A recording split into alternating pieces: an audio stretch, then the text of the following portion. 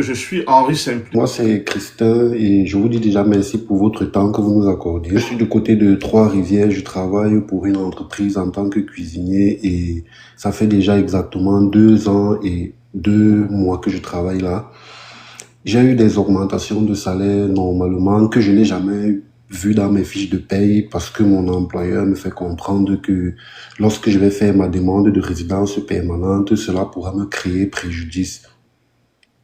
Je n'ai vraiment pas compris. Vu que moi, je ne m'y connais pas, j'ai dû accepter comme ça.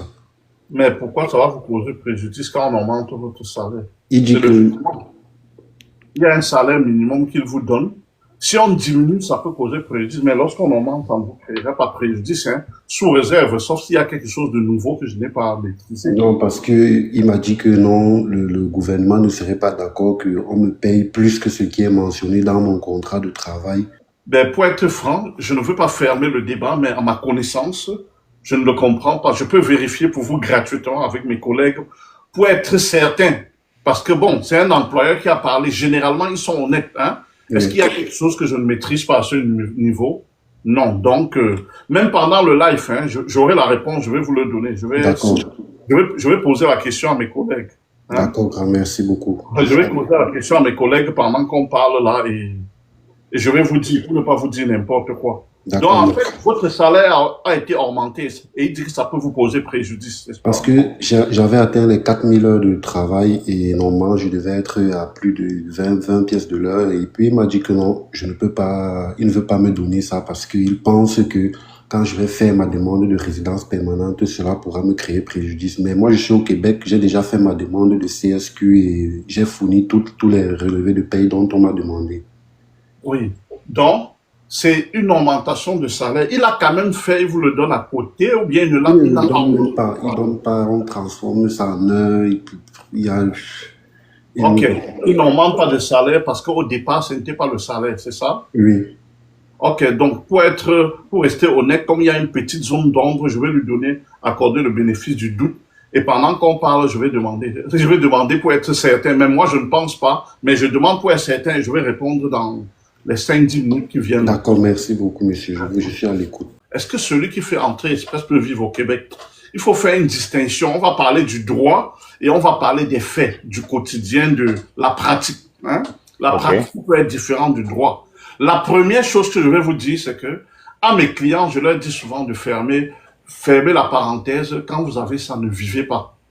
Vivez où vous allez vivre de l'autre côté. Mais en droit, parce que je suis un juriste, je dois vous donner des réponses qui sont conformes. Donc, en droit, lorsque vous avez fait une demande de résidence permanente, entrée express, vous parlez de l'intention, on parle de votre intention de vivre, vous devez vivre hors du Québec, mais c'est l'intention. Hein? Vous n'avez pas Ok. signé un contrat avec une autre province. Parce qu'on va distinguer la situation où vous faites entrée express avec une nomination provinciale pour appuyer votre dossier, auquel cas, vous signez un contrat avec la province. Là-bas, c'est un contrat. À ceux-là, parce que tous ceux qui ont entré express, vous savez comment c'est organisé. Hein? Donc, ceux qui ont utilisé les PNP, là, c'est ça, les programmes des provinces, là-bas, ils sont obligés, entre guillemets, de vivre dans ces provinces pour éviter des problèmes parce que vous signez un contrat formel avec ces personnes pour dire que vous allez vivre là-bas. C'est un contrat formel. Hein? Ok. Mais ceux qui font entrer express sans passer par ces programmes des provinces, je vous dis, vous n'avez aucune obligation de vivre là-bas. Ce n'est pas la tricherie. Je ne vous demande pas de tricher. Hein? Ok. Mais si au départ, vous avez l'intention de vivre hors du Québec, vous voyez bien, quand vous faites ce programme, on vous demande où vous avez l'intention de vivre, sauf au Québec. Vous donnez la province où vous avez l'intention. C'est une intention. Hein? Est-ce qu'on va vous Ok. bloquer dans votre intention? Est-ce que vous êtes obligé de garder cette intention? Hein? Non, du tout. Vous avez l'intention, c'est le droit là. Vous avez l'intention, mais par la suite, vous décidez autrement. On ne devrait pas vous en vouloir. Ça c'est le premier argument. Hein? Mais, j'insiste que si vous partez signer un contrat avec une province, là vous avez déjà signé un contrat. Un contrat, c'est un accord de volonté entre deux personnes. C'est un contrat signalématique que vous signez avec cette province. C'est un accord de volonté, il faut le respecter. Quand vous ne le respectez pas, vous n'êtes pas de bonne foi. Ça donne droit à votre co-contractant, hein, de vous assigner en dommages et intérêts ou de trouver autre façon de vous punir. J'imagine comment ça se passe. Donc, cette personne est donc différente de la personne qui a demandé sans passer par une province. Une province. Vous voyez la différence. Donc, et autre argument pour ne pas rester, que ce soit pour vous ou pour l'autre, mais je ne demande pas aux gens d'aller tomber dans des problèmes parce que quand vous devez payer les consultants et les avocats, ça vous coûte cher. Même lorsqu'on a signé un contrat avec la province, certes, on peut s'appuyer sur la charte canadienne, la charte qui a valeur constitutionnelle. On dirait que, en deux mots même, que c'est la Constitution qui a valeur constitutionnelle, la charte canadienne. Hein? Et la charte dit clairement que tout résident permanent et tout citoyen canadien a le droit de s'installer et de vivre où il veut, a la liberté de circulation au Canada. Hein? Donc, une fois que vous arrivez à l'aéroport, on vous donne votre résidence permanente, ou que vous êtes au Canada, vous êtes résident permanent, vous avez le droit de vivre où vous voulez. Vous comprenez? Donc ça, c'est un autre argument qui milite en faveur de ceux qui pensent qu'ils peuvent aller partout. Mais est-ce que c'est forcément quelque chose de conseillé? Quand vous pouvez vivre là-bas, vivez là-bas pour un temps et vous changez. On ne peut pas vous condamner à mort où vous vous trouvez.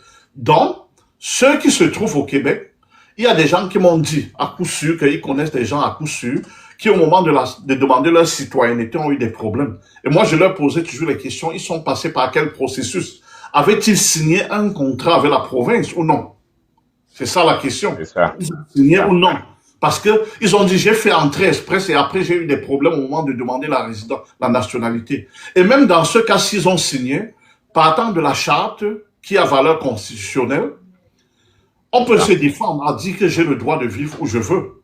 Donc, et maintenant, dépendamment aussi de l'agent qui va traiter votre dossier de citoyenneté. Mais je suis certain, on ne bloquera pas la résidence de quelqu'un parce qu'il a vécu. Peut-être au niveau de la citoyenneté, je n'ai pas vu de cas personnel. On m'a parlé de cas très précis, des personnes fiables, mais je dis c'est à ce moment qu'on fait intervenir qu'il faut savoir avoir le bon avocat ou ou pas juste celui qui bavarde. Il faut utiliser la loi pour montrer que c'est une hérésie.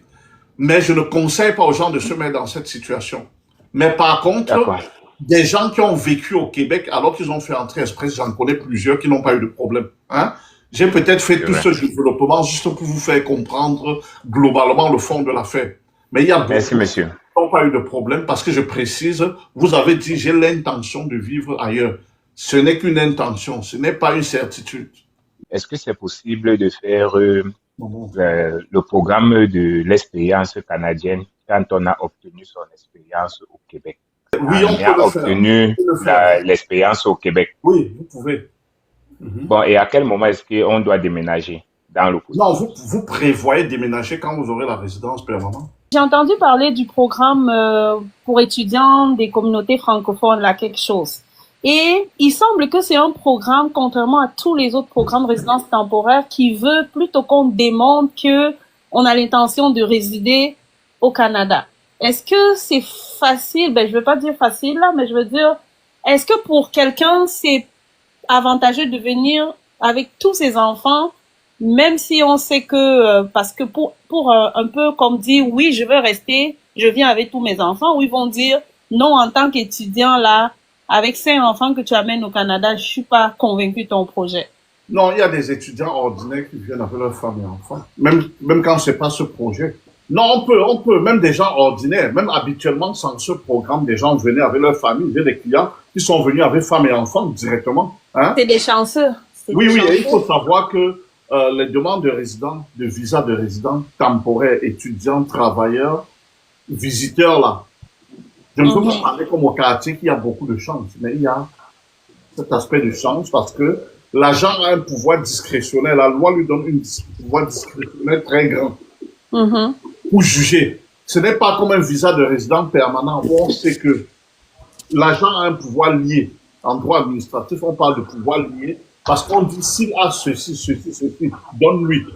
Mais dans l'autre cas, on dit que tu juges, l'agent estime que vous n'avez pas rempli les conditions, que vous n'allez pas retourner dans votre pays, que vous n'avez pas... Ça, c'est une discrétion très là, c'est assez subjectif. Donc, je demande toujours pour ceux qui veulent tenter de tenter. Hein? Sans oublier l'intervention de la machine de Shintor et des logiciels qui trient les dossiers X et Y. Dans mon expérience, quand vous venez d'un pays comme le Cameroun et plusieurs autres pays en Afrique, vous êtes prêt, préparez un bon dossier et déposez-le chacun à sa chance quelque part. Ne dites pas qu'un consultant dit que c'est la chance. Non, mais il y a un aspect chance qui est important.